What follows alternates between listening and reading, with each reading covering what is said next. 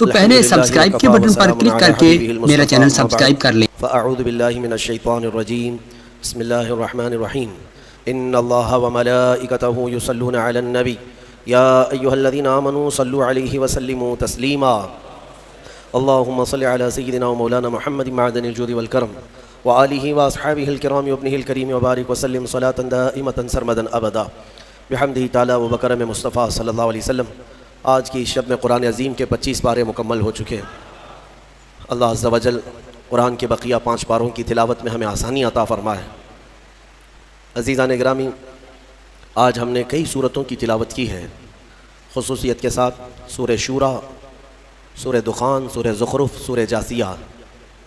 शूरा जो है आप बेहतर समझ सकते हैं, शूरा किसे कहते हैं।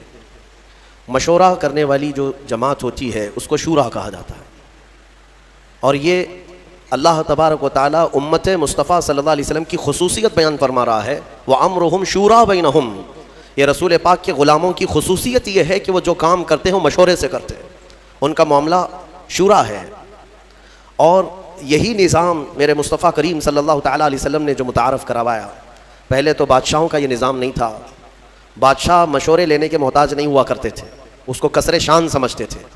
लेकिन रसूल करीम सल्लल्लाहु तआला अलैहि वसल्लम जो सैयदुल मासूमीन हैं और सैयदुल अंबिया, बल्कि अल्लाह तबारक व तआला ने उनको मा काना व मा यकून का इल्म अता किया, बावजूद उसके सहाबा इकराम के दरमियान हर मामले को रखते थे और फिर पूछते थे कि तुम्हारी इस मामले में राय क्या है।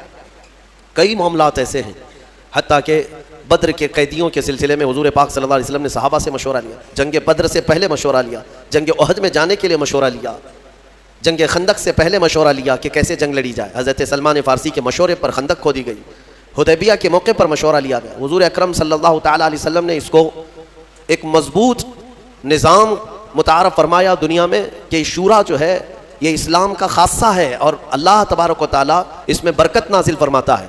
हो सकता है मैं 10 लोगों में आपके साथ बैठा हूँ, आपकी नज़र में हो सकता है मैं जानकार हूँ और सब लोग ये समझ करके खामोश बैठें कि इनको तो सब मालूम होगा। ऐसा नहीं है, बल्कि बसा औकात हमारे जहन में जो चीज़ नहीं होती, अल्लाह ताला किसी छोटे बच्चे के जहन में वो बात डालता है, आम किसी बंदे के दिल में वो बात पैदा की जाती है। इसीलिए मशवरे में बरकत है।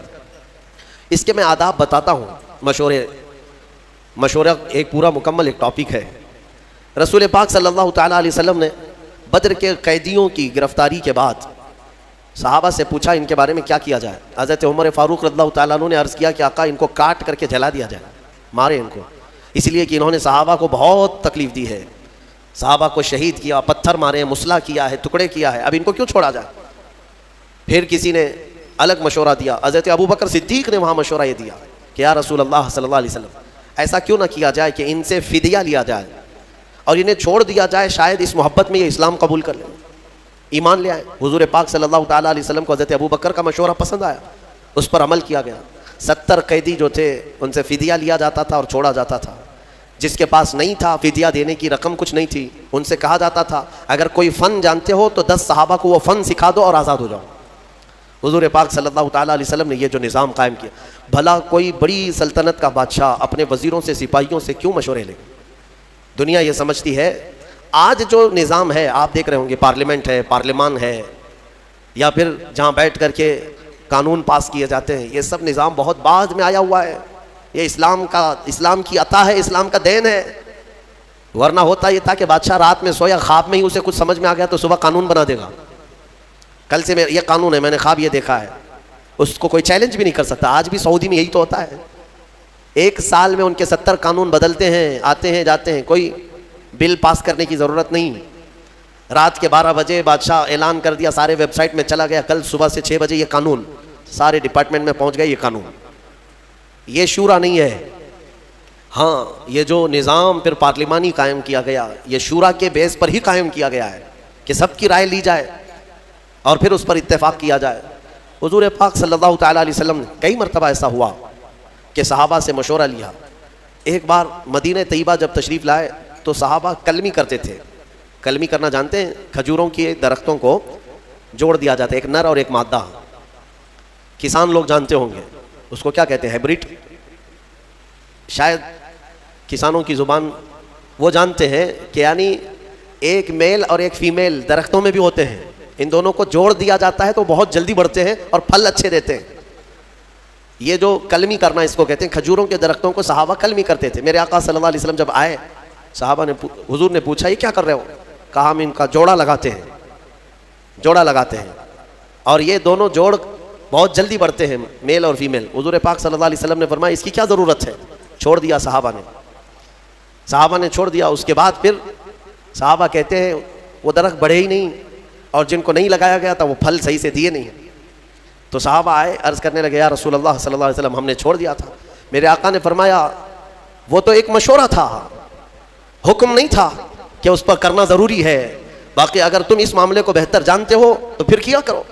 नबी अकरम सल्लल्लाहु ताला अलैहि वसल्लम ने मशवरे के सिलसिले में ये जो आदाब बताए हैं, मशवरा जो है वो हुक्म नहीं होता, यानी किसी के ऊपर ज़बरदस्ती नाफिज करना, इम्प्लीमेंट करना नहीं, इसको मशवरा नहीं कहते। हज़रत अबू बकर सिद्दीक़ रज़ियल्लाहु ताला अन्हु का एक कौल है, तवज्जो चाहता हूँ। जब कोई तुम्हारा भाई तुम्हारे पास मशवरा लेने आए तो अमानतदारी के साथ अल्लाह को गवाह बनाकर उसके लिए खैर का मशवरा दो, खैर का मशवरा दो, गुमराह मत करना। हज़रत अबू बकर सिद्दीक़ फरमाते हैं कि मशवरा दिया, फिर आने वाले ने मशवरा कबूल किया तो ठीक है, नहीं तो दो बातें हैं। अगर मशवरा सही नहीं दिया था तो उस आदमी में खैर नहीं, और उसने मशवरा दे दिया था लिया नहीं तो इस आदमी में खैर नहीं, दो में से किसी एक में खैर नहीं। अच्छा मशवरा लेने से कतराया, पीछे हट गया तो गोया कि इस आदमी में खैर नहीं है। अब यहाँ पर यह बहस गंझलक ना हो जाए, मैं थोड़ी सी वजाहत कर देता हूँ। इसकी कैटेगरी है, मशवरा जो है किससे करना चाहिए किससे नहीं करना चाहिए, उसके भी आदाब हैं। हाँ, आप मेडिकल साइंस के स्टूडेंट हैं, आप डॉक्टरेट कर रहे हैं, बायोलॉजी पढ़ रहे हैं, और किसानों से मशवरा कर रहे हैं कि इसमें ऑपरेशन मैं कैसे करूं, सक्सेस कैसा होगा, पेट का ऑपरेशन, सर का ऑपरेशन, तो ये कैसी बात है? ये ला यानी बात है। फिर किसान मशवरा देगा, बड़ा फावड़ा ले लो, छोटी कुदाली ले लो, पेट फाड़ो, उसके फ़न के मुताबिक जो चीज़ होगी उससे मशवरा किया जाएगा, और तुम्हारे इल्म से रिलेटेड जो लोग होंगे उनसे मशवरा किया जाएगा। इसीलिए सारे उलूम के और सारे फ़नून के मुतालिक आप इतना तो जानते हैं, तबीयत ख़राब है तो 4 डॉक्टरों से मशवरा लिया जाता है, ऑपरेशन फ़लाँ कह रहा है, फ़लाँ कह रहा है, सबसे मशवरा ले लेते हैं कि क्या करना है। आप जो है इंजीनियर्स के पास जाते नहीं, आपको इतनी खबर है। अगर किडनी ख़राब है तो इंजीनियर को नहीं दिखाते, सब डॉक्टरों से मशवरा लेते। घर की छत में लीकेज है तो डॉक्टरों को नहीं बुलाते कि आओ मेरी छत को एक इंजेक्शन लगा दो, आपको पता है, फिर इंजीनियर से पूछते हैं, कई लोगों से मशवरे लेते। इतना सेंस सबको है कि जिस फील्ड की बात होगी उसके माहिरीन से ही मशवरा लिया जाएगा। लेकिन अफसोस एक बात का है कि दीन के मामलात में इसका ख्याल नहीं रखते लोग। दीन की फील्ड के जो माहिरीन हैं उन्हीं से दीन के मसलों के मशवरे करना चाहिए, ना कि रास्ता झाड़ने वाले, सब्जी बेचने वालों से अगर फतवे पूछते रहोगे तो फिर जाहिर सी बात है आज जो निज़ाम दरहम बरहम हो रहा है उसकी वजह यही। मशवरा किससे ले रहे हो? दीन की सूझबूझ उसके अंदर है या नहीं? मेरे आका सल्लल्लाहु ताला अलैहि वसल्लम की हदीस पाक सादिक आती, हुजूर ने फरमाया आखिर ज़माने में लोग जाहिलों को अपना सरदार बना लेंगे, उनसे फतवे पूछेंगे और वो बग़ैर इल्म के फतवे देंगे, खुद भी गुमराह होंगे, कौम को भी गुमराह करेंगे। आज ये हालात है। लोग इस सिलसिले में क्यों आपका सेंस मर जाता है? कुरान के मुतालिक, हदीस पाक के मुतालिक दीनी मालूमात जो कुछ भी लेनी है वो दीन के माहिर उलमा से ही लेनी चाहिए। बाकी चाहे जो भी हो, उनसे अगर आप मशवरे लोगे तो वो तीर चलाएगा, अंधाधुंध फायरिंग करेगा, ऐसा होगा वैसा होगा। ऐसे जाहिलों से मशवरे लेकर कई लोगों की तलाक हो गई और कई तलाक के बाद जिना करते रह गए। नहीं हुआ, जाओ घर में, कौन बोलता है तलाक नहीं हुई? इस साहब ने कह दिया, जाहिलों ने उसके बाद अपने घर में वैसे ही जीना शुरू कर दिया, जबकि हर दिन जिना का गुनाह है उनके लिए। तो माहिर और खबीर लोगों से हर फील्ड की जिस तरह मशवरा किया जाता है, दीन के मामलात में भी मशवरा उन्हीं से किया जाए जो दीन के माहिर नहीं है। अच्छा, एक और बात, नौजवानों को आज मुनाजरा करने का बड़ा शौक रहता है, डिबेट करने का, वो भी किस पे? फेसबुक पे, व्हाट्सएप पे, और किन किन मामलात पे डिबेट करते रहते हैं? अकीदे के मामलात पर, कभी अहले हदीस से, कभी देवबंदियों से, कभी शियों से। ये जो इख्तिलाफी मसाइल हैं हमारे माबैन, बाज़ अकीदे के हैं, बाज़ अलग हैं, तो इन पर हमारे नौजवान डिबेट कर रहे हैं फेसबुक पर, लंबी लंबी चौड़ी चौड़ी तहरीरें। कुछ सालों पहले की बात है, शायद 1-2 साल गुजरे होंगे। रात के 2:30 बज रहे थे या 2 बज रहे थे, मुझे फ़ोन कंटिन्यू आ रहा है, जाहिर सी बात है, इतनी रात को अगर फ़ोन आए तो किसी की इमरजेंसी होगी, सीरियस होगा। उठा करके मालूम कि एक नौजवान कहता है, हज़रत एक फ़लाँ फ़लाँ मसला आ गया, पेश आ गया है, जल्दी से आपको बताना है। इतनी रात को क्या मसला है? कहा नहीं, बहस हो रही है हमारी, दलील देना है। क्या है? इल्म गैब के मुतालिक कुछ बहस हो रही है। मैंने कहा कहाँ है, कौन सी महफिल में बैठे आप? कहा नहीं, हमारे घर के बाहर कट्टे पे बैठे हुए हैं, गली में बैठे हुए हैं, रात जगह चल रहा है, और दो बाहर कोई छोटे नौजवान होंगे, उनके साथ इनका डिबेट चल रहा है, और रात के 2:30 बजे हमसे मसला पूछ रहे हैं। मेरे अजीज़ों, दीन के मामलात में अगर डिस्कस करना है, मैं इसको मना नहीं करता, डिबेट करना है, मुनाजरा करना है, शौक से करो, लेकिन जाओ किसी दारुल उलूम में पहले दाखिला ले लो, उसूली इल्म पढ़ लो। इल्म नहव क्या है, इल्म सर्फ क्या है, इल्म हदीस क्या है, इल्म फ़िक़्ह क्या है, उसूल हदीस है, उसूल फ़िक़्ह है, उसूल तफसीर है, इल्म नासिख़ व मनसूख़ है, बलागत है, मानी है। कितने उलूम पढ़ने के बाद आदमी कैपेबल होता है कि दीन के मामलात में वो राय दे सके। और इन सारे उलूम की बू बास भी नहीं लगी और लंबे चौड़े मुनाजरे चल रहे हैं। होता यह है कि फिर गुमराही आ जाएगी। गुमराह, या तो तुम गुमराह हो जाओगे या सामने वाले को गुमराह करोगे। इसलिए इन मामलात में जब भी कभी ऐसे मामलात आ जाएं, डिस्कशन करना पड़े, डिबेट करना पड़े, कुछ लोग छेड़ते हैं, तुम लोग ऐसा करते हो, इसकी क्या दलील है? उनका जवाब सिर्फ एक ही है कि चले हमारे उलमा इकराम के पास बैठते हैं, वहाँ से आपको सारी चीज़ें मिल जाएंगी, वहाँ से आपको बता दिया जाएगा। और वो जितने चूहे तुम्हें गुमराह करते हैं, वो कोई उलमा के पास नहीं आना चाहते। रास्ते पे, नुक्कड़ पे, बाजार में पकड़ पकड़ करके तुम्हें दलीलें सुनाने की कोशिश करते हैं। हदीस में ये है, बुखारी में ये है, मुस्लिम में ये है। सामने वाला इंप्रेस होता है। शायद हमारे पास भी ऐसे बहुत सारे हैं। एक साहब आए और कहने लगे, किसी बात के बारे में सवाल करने लगे, कहा कि ये आप हदीस से बता सकते हैं, कहाँ है? कहा मैं बता तो सकता हूँ, आपको समझ में आएगा। मेरे डेस्क पर यहीं की बात है, जब मैं यहाँ मौजूद था, बड़ी किताब रखी हुई थी। मैंने कहा ये देखिए, ये बुखारी शरीफ अगर मैं खोल करके दिखाऊंगा तो आप मान लेंगे? उन्होंने कहा क्यों नहीं मानेंगे, बिल्कुल मानेंगे, बुखारी शरीफ को मानेंगे हम। मैंने कहा यही तो तुम्हारी गुमराही है। ये बहार शरीयत रखी हुई है, सामने मोटी किताब बहार शरीयत रखी हुई है। हमने सिर्फ उससे कहा कि ये बुखारी शरीफ दिखाएं आपको, तो उनको किताब का नाम तक नहीं मालूम, तो फिर किस बात पर डिस्कस करना चाहते हैं? तो जिहालत के मामलात ऐसे हैं मेरे अजीज़ों, आदमी गुमराह हो जाता है। इसीलिए मैं जो बात कह रहा हूँ वो ये है कि जब ऐसे मामलात आए तो दीन के माहिरीन के पास जाओ, जो इल्म वाले हैं। कुरान भी कहता है फस्अलू अहल ज़िक्र इन कुंतुम ला तालमून। अहल ज़िक्र यानी इल्म वालों से सवाल करो अगर तुम्हें किसी बात का इल्म नहीं है। अल्लाह ताला ने फरमाया जाओ उनसे पूछो, सवाल करो। ठीक है, मशवरा। और कुछ लोगों के मुतालिक फरमाया गया मशवरे न लें। वो लोग जो फासिक व फाजिर हैं, अल्लाह का खौफ नहीं रखते दिल में, उनसे मशवरा लेने की ज़रूरत भी नहीं है। उनसे मशवरा लेने की ज़रूरत भी नहीं है। जिनको आखिरत का खौफ नहीं, अल्लाह का खौफ नहीं, वो तुम्हारे हक़ में बेहतर मशवरा क्या दे सकता है?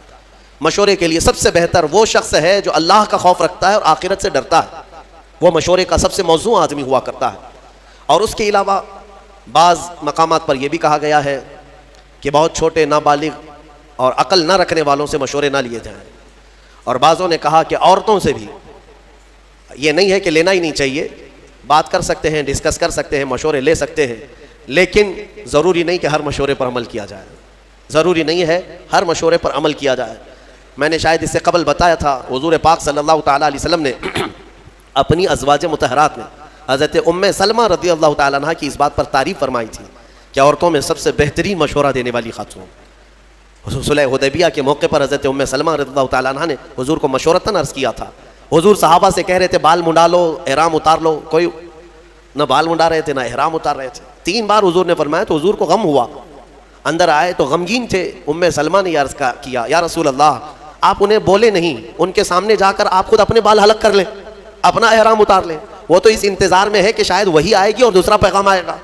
हुज़ूर पाक सल्लल्लाहु अलैहि वसल्लम ने हज़रत उम्मे सलमा के मशवरे पर सहाबा के सामने आए और अपने बाल हलक कर लिए। सारे सहाबा अपने बालों को हलक कर दिए, सबों ने एहराम उतार लिया, क्योंकि यकीन हो गया अब हुक्म बदलने वाला नहीं है। तो ये मशवरे के आदाब आप सीखें और फिर निज़ाम जो है मशवरे से ही चलता है। हुज़ूर पाक सल्लल्लाहु ताला अलैहि वसल्लम जब बड़े बड़े मामलात भी होते तो सहाबा को जमा करते, मशवरा करते। मशवरे की एक दूसरी खुसूसियत ये भी है कि काम होने से कबल अगर कोई अहम काम है तो फरमाया गया कि ऐसों से मशवरा करो जो तुम्हारे राज का अमानतदार हो, राजों का अमीन हो, उससे मशवरा करो। यानी आज तुम मशवरा करने के लिए गए, मशवरा तो दे दिया और उसने फिर जाकर के तबला बजाना शुरू कर दिया, मेरे पास आया था फला, ऐसा किया है, वैसा किया है। इस चीज़ को भी गलत ठहराया गया है। मशवरा राज के अमानतदारों से भी किया जाए, क्योंकि बहुत सारे मामलात ऐसे होते हैं जिनमें मशवरा करने के बाद राज को रखना बहुत ज़रूरी होता है। हुजूर पाक सल्लल्लाहु अलैहि वसल्लम ने इसकी अहमियत के लिए जानते हैं। मैंने कल या परसों बनु नुज़ैर के बारे में बताया था, यहूदियों ने जो धोखा दिया था मदीने वाले, फिर उनके साथ क्या हुआ था पता है? हुजूर पाक सल्लल्लाहु अलैहि वसल्लम मदीने में आए, मस्जिद नबवी में रात को मशवरा लिया सहाबा से कि क्या करें अब इनके साथ। अलग अलग मशवरे हुए कि उन्होंने हथियार हमारे खिलाफ उठाए तो हम भी उनके खिलाफ हथियार उठाएंगे, क्योंकि धोखे की बहुत बड़ी सज़ा है। यानी जैसे यूं समझ लें कि देश विरोधी है वो, एंटी नेशनल जिसको कहें। मदीने की खराबी के बारे में जो लोग सोचे थे उनकी सज़ा थी। सहाबा के मशवरों से इत्तेफाक ये तय पाया कि उन यहूदियों के जो बूढ़े हैं उनको जिला वतन कर देंगे, शहर बदर कर देंगे, और जो जवान हैं उन्हें मार दिया जाएगा। तो ये तय पाया और हुजूर ने फरमाया इसको राज में रखा जाए। सारे जो सहाबा थे सबों ने आमन्ना सद्दकना कहा और चले गए। यहूदियों को पता था हमारे बारे में कुछ आज मीटिंग हो रही है मस्जिद नबवी में। दूसरे दिन वो जासूसी करने लगे, कहीं से कुछ बात पता चल जाए कि क्या मीटिंग हुई है, क्या हमारे साथ होने वाला। एक सहाबी थे हज़रत अबू लुबाबा, इनकी पुरानी दोस्ती थी क्योंकि शहर में रहते थे, यहूदी भी दोस्त थे। गुजर रहे थे तो दोस्तों ने पकड़ लिया, कहा कि अबू लुबाबा कल तुम भी थे वहाँ पर, हमारे बारे में क्या मशवरा हुआ है? कहा नहीं मैं नहीं बोल सकता। सहाबी थे और अमानतदार भी थे, वफादार भी थे। उन्होंने कहा नहीं मैं नहीं बोल सकता। तो उन्होंने बहुत अपनी पुरानी याद दिलाई और मिन्नतें समाजतें करने लगे, बचपन का तू साथी है, हमारा यार है, बता तो सही। तो वो जज्बाती हो गए, पुरानी यादें, दोस्ती यारी सब याद दिलाने के बाद थोड़े से जज्बाती हो गए और उन्होंने सिर्फ कहा नहीं बल्कि यूं इशारा किया गर्दन की तरफ, यूं कर दिया और चले गए, मैं नहीं बोलूंगा, कुछ नहीं बोलूंगा। वो समझ गए कि कत्ल का मशवरा हुआ है। शाम होने से पहले सारे यहूदी मदीने से भाग गए, सब छोड़कर निकल पड़े। हुजूर पाक सल्लल्लाहु अलैहि वसल्लम को खबर हुई तो हुजूर ने सहाबा को बुलाया और कहा किसने अल्लाह के रसूल के राज को इफ्शा किया? कौन है जिसने हमारे कल की रात होने वाले मशवरे के राज को इफ्शा किया? सहाबा सब सहमे हुए थे। हज़रत अबू लुबाबा कहते हैं उसके सामने क्या छुपाएं जो दिलों के हालात को भी जानता है। खड़े हुए और कहा या रसूल अल्लाह, ये ख़ता मुझसे सरजद हुई, लेकिन मैंने कहा नहीं, हाथ के इशारे से सिर्फ हिला करके इतना बताया। तो हुजूर पाक सल्लल्लाहु ताला अलैहि वसल्लम इतने नाराज़ हुए, इतने गज़बनाक, कि सहाबा के दरमियान मेरे आका ने ऐलान कर दिया आज के बाद से ना अबू लुबाबा को कोई सलाम करेगा ना मुसाफा करेगा, कोई बातचीत भी नहीं करेगा, मुकम्मल बाइकाट। आप समझते हैं कौन सी बड़ी गलती है? अंदाज़ा करो मेरे अजीज़ों, ये जब किसी चीज़ की हिफाजत का हुक्म दे दिया जाए और उसका इफ्शा किया जाए, वो रहमतुल लिल आलमीन अगर किसी के मुतालिक इतनी सख्त सज़ा देते हैं, मामले की हसासियत समझ सकते हो आप, कितनी नज़ाकत है इसके अंदर। और हज़रत अबू लुबाबा कहते हैं सारे सहाबा हुजूर की एक बात पर सर झुका लेते। अब सब सामने से गुजरते थे, कोई बात नहीं करता था, ना हुजूर पाक उनसे मुसाफा करते, ना सलाम कलाम, कुछ नहीं। अब जाहिर सी बात है उनके लिए ये मौत से बड़ी सज़ा थी। मदीने में रहते हुए बहुत सख्त हालात थे, यहाँ तक कि उनकी सगी बीवी वो भी बात नहीं करती थी, खाना वक्त पर लाकर दे देती थी लेकिन बात नहीं करती थी। रसूल पाक ने मना फरमाया है। सहाबा इकराम थे, सहाबा हुजूर पाक सल्लल्लाहु अलैहि वसल्लम के इस ऐलान के बाद अबू लुबाबा ने अपने आप को मस्जिद नबवी के खंबे से बांध लिया था, रस्सी से, और अपनी बीवी से कहा था मुझे उस वक्त तक बांधे रखो जब तक मेरी तौबा कबूल ना हो जाए।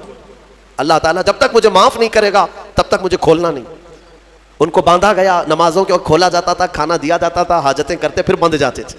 40 दिन गुजर गए उनके, या 1 महीने के करीब, इतना लंबा अरसा वो रस्सी से बंधे रहे। फिर रब्बे जुल जलाल ने वही फरमाई अपने हबीब पाक सल्लल्लाहु अलैहि वसल्लम।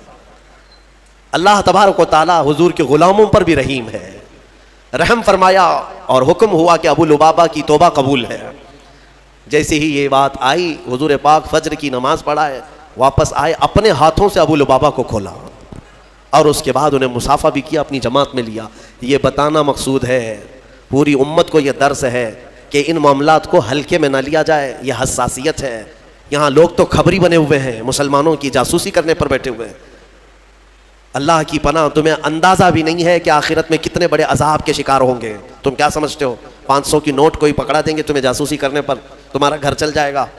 कब तक इस जिल्लत वाली ज़िंदगी से निकलो। बाज़ लोग पैसे के लिए करते हैं और बाज़ लोग ये समझते हैं कि पुलिस से हमारे ताल्लुकात अच्छे हो जाएंगे, कुछ लोगों की खबरें देंगे तो हम इनके महबूब हो जाएंगे। कभी महबूब नहीं बनते। कभी महबूब नहीं। 10 साल तुम खबरें देते रहो, महबूब बने रहो, एक दिन मरदूद बनी जाओगे। मरदूद तो बनना ही है उनके हाथ में।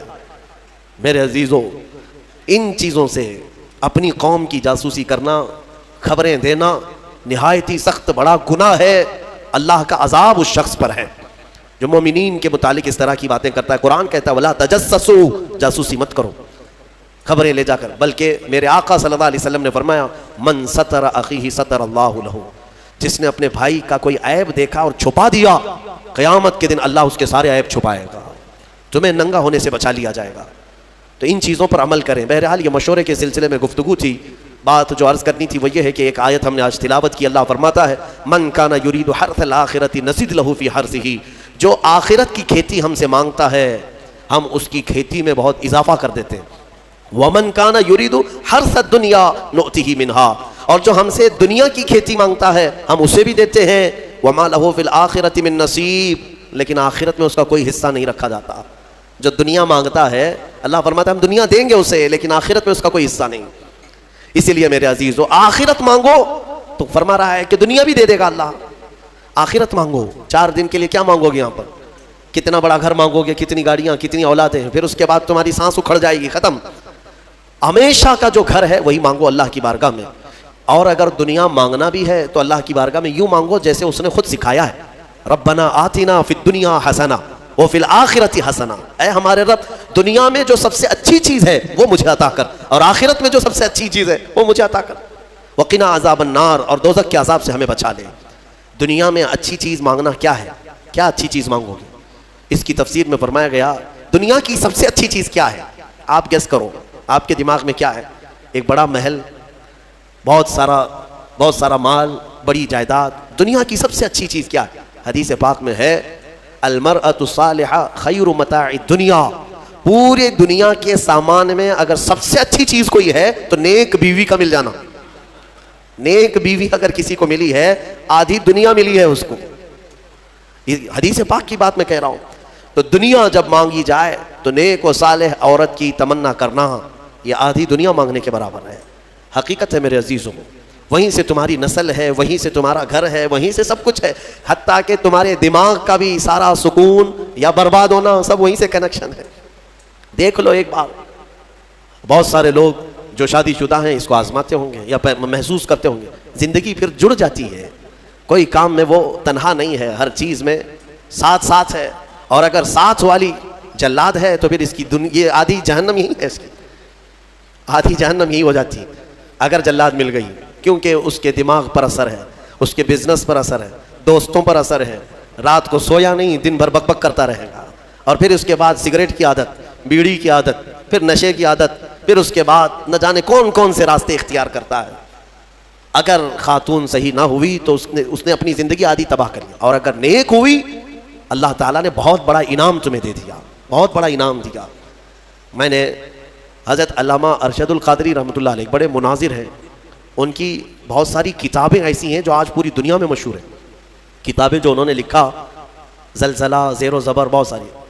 एक कोई किताब है जिस किताब को उन्होंने इंतसाब जो करते हैं ना, किताब लिखने के बाद शुरू में किसी के नाम पर किया जाता है, मैं अपने पीर के नाम पर यह किताब कर रहा हूँ, गौसे पाक के नाम पर, गरीब नवाज के नाम पर किताब को मंसूब करते हैं। उन्होंने एक किताब अपनी बीवी के नाम मंसूब किया, तो उसकी वजह उन्होंने बताया कि अगर मेरी बीवी का ताउन ना होता तो मैं इतने दीन की खिदमत कर ही नहीं सकता।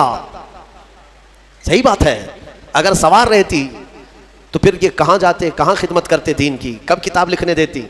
बच्चे की दवा लाओ, बच्चे का दूध खत्म हो रहा है, बाजार से सामान लाओ, घर में आटा नहीं है, शक्कर नहीं है, तो तुम तो पूरे दिन भर कौन से दीन की खिदमत करते। हकीकत उन्होंने कहा अल्लाह तबारक व तआला दुनिया में जिसे नेक व साले खातून अता करे वो उसके लिए बहुत ही बड़ा इनाम व इकराम है।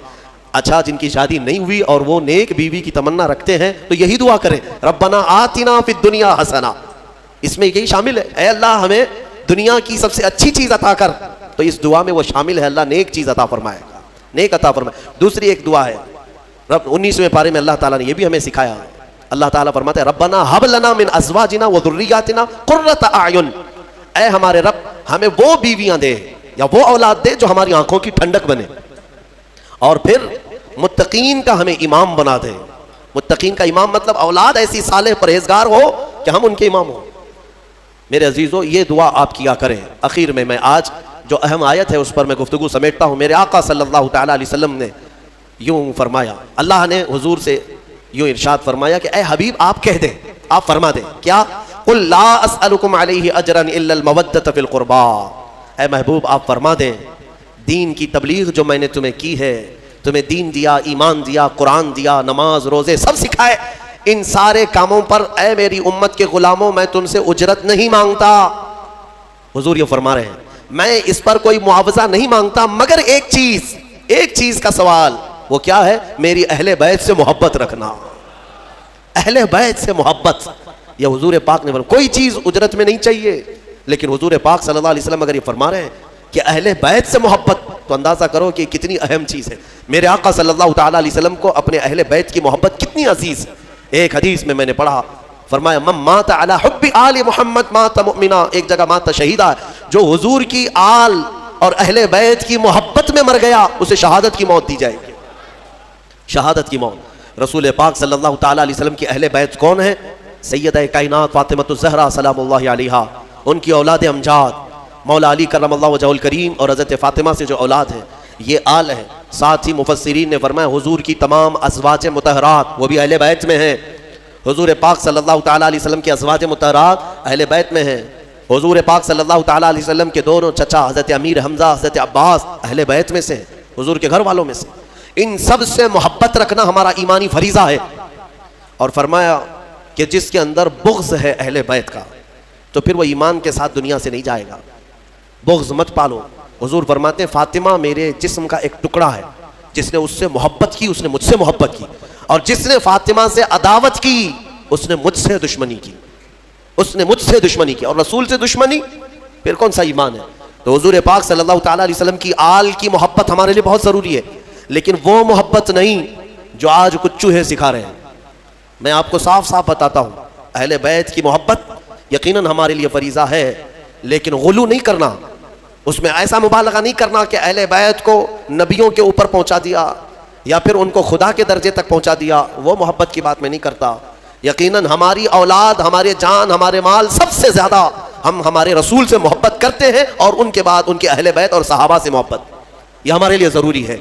अहले बैत हसनैन करीमैन रिदवानुल्लाहि ताला अलैहिम अजमईन, आप अंदाज़ा करें मेरे आका सल्लल्लाहु ताला अलैहि वसल्लम किस कदर उनसे मोहब्बत फरमाते थे, किस कदर मोहब्बत। यहाँ तक कि नमाजों में भी हुजूर पाक सल्लल्लाहु अलैहि वसल्लम दोनों शहजादों को साथ लेकर के नमाज पढ़ते थे। हुजूर का एक जुब्बा था काफ़ी चौड़ा। हज़रत अबू हुरैरा कहते हैं ठंडियों के दिनों में हुजूर पाक सल्लल्लाहु अलैहि वसल्लम उस जुब्बे को पूरा ओढ़ करके आए या चादर ओढ़ करके आए, लेकिन अंदर कोई चीज़ महसूस हो रही थी। हज़रत अबू हुरैरा कहते हैं मैंने बहुत देर तक कोशिश किया कि हुजूर किस चीज़ को छुपाए हुए हैं। बाद में चादर हटी तो पता चला हसन और हुसैन रज़ी अल्लाह ताला अन्हुमा। हुजूर पाक अपने सीने से चिमटा करके रखते थे। मेरे अजीज़ों, हुजूर नमाज के लिए जाएं तो कोई है जिसकी मजाल जो हुजूर की पीठ पर सवार हो जाए? वो हुसैन आज़म है। मेरे आका सल्लल्लाहु ताला अलैहि वसल्लम की नमाज के आलम में अगर वो सजदे में पीठ पर चढ़ते तो हुजूर सर नहीं उठाते थे, सर नहीं उठाते। हालांकि मसला ये है शरीयत का कि अगर बच्चा नमाज पढ़ने के दौरान आ गया, तुम एक हाथ से उसको उठा के साइड कर सकते हो। अगर उछल कूद करके गोद में लटक गया, तुम्हारी नमाज, छोटा बच्चा ना समझ, तो तुम एक हाथ से उसको हटा सकते हो। शरीयत ने इजाज़त दी है। माँ के लिए भी है, बाप के लिए भी है। मुसल्ले पर नमाज पढ़ते वक्त कभी कभार बच्चे सजदागाह पे आके बैठ जाते हैं, सजदा कैसे करें? हुक्म है कि उनको उठाओ, साइड करो और फिर सजदा करो, तुम्हारी नमाज में खराबी नहीं है। ये मसला तो है, लेकिन मेरे आका सल्लल्लाहु अलैहि वसल्लम ने हुसैन आज़म के सवार होने के वक्त ना अपनी पीठ से हाथ खींच करके उनको अलग किया, ना ही हिला करके उनको गिराया, बल्कि जब तक खुद इमाम हुसैन उतरे नहीं मेरे आका सजदे में ही रहे। लंबा सजदा हो जाता था। ये नाजों के पले हुए शहजादे किसके हैं? मेरे आका के हैं। और फिर फरमाया मेरे आका ने कि जन्नत के फूल जिसको रेहान कहा जाता है, सबसे ज़्यादा खुशबू उन फूलों की होती है। मेरे आका सल्लल्लाहु अलैहि वसल्लम फरमाते हैं जन्नत के वो रेहान कोई दुनिया में है तो वो हसन और हुसैन है। क्योंकि सहाबा ने पूछा हुजूर पाक सल्लल्लाहु अलैहि वसल्लम, हम भी बच्चों को चूमते हैं ना, बोसा देते हैं, बोसा देते हैं, कभी उनके गाल पे बोसा दिया, कभी उनकी गर्दन पे दिया। हुजूर पाक सल्लल्लाहु ताला अलैहि वसल्लम अपने नवासों को बोसा नहीं सूंघते थे, यूं गर्दन के पास करीब ले जाकर सूंघते थे और चेहरे को सूंघते थे। बोसा लेते हैं ना, चूमते हैं, चूमना भी साबित है, बोसा लेना भी है, लेकिन सूंघते थे। सहाबा कहते कि या रसूल अल्लाह सल्लल्लाहु अलैहि वसल्लम, आप इन बच्चों को सूंघते हैं? कहा हाँ, ये जन्नत के रेहान हैं। ये रेहान है, ये मेरे लिए दुनिया में जन्नत के उन फूलों में से है, इनकी खुशबू सूंघी जाएगी। उनके मकामात जिस कदर बयान करें वो कम है। हर साल मुहर्रम में अहले सुन्नत व जमात का ये शिवा रहा है कि अहले बैत की बारगाह में हम हर साल हाज़िरी देते हैं बयानात के ज़रिए। लिहाजा ए सुन्नी मुसलमानों, याद रखना, अपने इस चीज़ को बांध करके ले जाना। जीना तो हुजूर पाक सल्लल्लाहु तआला अलैहि वसल्लम की मोहब्बत के बाद दो मोहब्बतें शर्त है तुम्हारे लिए, एक हुजूर के सहाबा की और दूसरे हुजूर के अहले बैत की। किसी में कमी नहीं करना, ना सहाबा को गाली देना, ना अहले बैत की कमी करना। कहीं इधर से उधर हो गए गुमराह होके मरोगे। हुजूर के सहाबा उनका अपना मकाम है, हुजूर के अहले बैत उनका अपना मकाम है। नबी पाक सल्लल्लाहु तआला अलैहि वसल्लम के घर वालों की जो इज्जत कुरान में बयान की, अल्लाह फरमाता इन्नमा युरीदुल्लाह लियुज़हिब अन्कुमुर रिज्स अहलल बैत व युतहिरकुम तत्हीरा। बेशक अल्लाह ये चाहता है ए हबीब कि आपके घर से हर गंदी चीज को पाक कर दे, दूर कर दे, और तुम्हारे घर वालों को खूब पाक को सुथरा कर दे। इसीलिए हजरत फातिमा को क्या कहते मालूम है? सैयदा तय्यबा ताहिरा। ताहिरा का मतलब हुआ निहायत ही पाक। मैं एक आपको ये बात दे करके रुखसत होता हूं, इस बात से आप अंदाजा कर लेंगे, मजे की बात है। हुजूर पाक सल्लल्लाहु अलैहि वसल्लम गर्मियों के दिनों में दोपहर के वक्त हजरत उम्मे सुलैम एक सहाबियाँ हैं, उनके घर जाते थे। हजरत अनस के उम्मे सुलैम ये सहाबियाँ हैं, खिदमतगार थी हुजूर की। वो कहती हैं कि हुजूर जब मेरे घर आते सोते, गर्मी ज़्यादा होती तो पेशानी पर पसीने जमा होते और टपकने लगते। हजरत उम्मे सुलैम वो पसीने की बूंदें जमा करती थी, वो जमा करती थी और शीशी में भर लेती थी। एक दिन हुजूर पाक बेदार हुए, पूछा उम्मे सुलैम ये क्या कर रही है? वो कहती है या रसूल अल्लाह सल्लल्लाहु अलैहि वसल्लम, इसको मैं हिफाजत से रखती हूँ। मदीने में जब भी किसी के घर में शादी होती है तो दुल्हनों को हम ये अतर के तौर पर लगाते हैं। अल्लाह, सहाबा का अकीदा है दुल्हनों को अतर के तौर पर, और इसमें जो खुशबू है वो किसी भी खुशबू में नहीं आती, ना कस्तूरी में, ना मुश्क में, ना अंबर में, किसी में नहीं। ये जो पसीने की खुशबू है सहाबा लगाए। जो बात मैं कहने जा रहा हूं तवज्जो। अब मुहद्दिसीन फरमाते हैं जिन दुल्हनों को हुजूर पाक का पसीना लगाया गया था शादी में खुशबू के तौर पर, वो तो उनको लगाया ही गया, लेकिन उनके जो बच्चे पैदा हुए उन बच्चों में भी वो खुशबू आती थी, बच्चों के बच्चों में भी आती रही। कई सालों तक ये खुशबू मुंतकिल होती रही। जिन दुल्हनों को वो पसीना लगाया गया था, पसीने के कतरे जिन्हें लगाए गए, उनकी औलाद खुशबूदार हुई, और जिनके जिस्म में खुद मेरे रसूल पाक का खून दौड़ रहा हो, वो हसन और हुसैन की खुशबू का आलम क्या हो सकता है। इसीलिए हमारे इमाम आला हजरत फाजिल बरेलवी फरमाते हैं वल्लाह जो मिल जाए मेरे गुल का पसीना, मांगे न कभी इत्र न फिर चाहे दुल्हन फूल, क्या बात रजा उस चमनिस्तान करम की, जहरा है कली जिसमें हुसैन और हसन फूल। या आला हज़रत ने फरमाया उस करम की बात ही क्या है, उस चमनिस्तान की जिसमें कली जहरा है और फूल हसन और हुसैन है। इनकी खुशबू को आप अंदाजा भी नहीं कर सकते। क़यामत के दिन अल्लाह की बारगाह में इतनी दुआ है कि मौला ये सरदाराने जन्नत जब दरवाजे पर हो तो इनके कदमों में मौला हमें जन्नत अता फरमा। जब हसन और हुसैन रज़ी अल्लाह तआला अन्हुमा जन्नती जवानों की सरदारी कर रहे होंगे, मौला उनकी सरदारी में हमें जन्नत अता फरमाए। व आखिरु दावाना अनिल हम्दुलिल्लाहि रब्बिल आलमीन। सलाम अलैकुम।